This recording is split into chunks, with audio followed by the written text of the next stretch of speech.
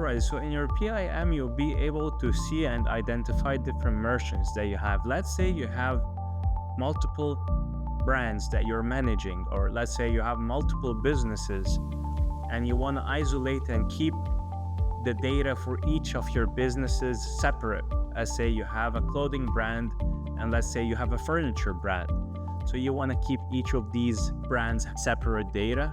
So here's how you could isolate and view each of your brands separately. So once you click up here on the Inside Supply, this is the name of your brand. So you could click on it and then you could create new merchants right here. So let's say you have 5 or 6 brands, you can have them each added separately. So you can manage each of them on its own. So when the data gets synced to your WMS or to your OMS, then each of the data will be mapped to its own WMS, to its own warehouse fulfillment center. This is a good way to have everything still under the same account, under the same login, but you could isolate each of your brand data into its own folder, you could say, in its own sub account.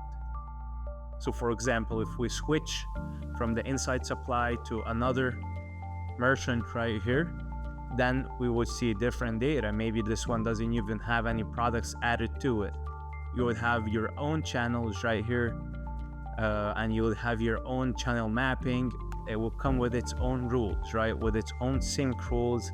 So everything will be separate. The syncing rules will be separate. The products, the mapping, the channels, everything will be isolated in a sub account based on the merchant.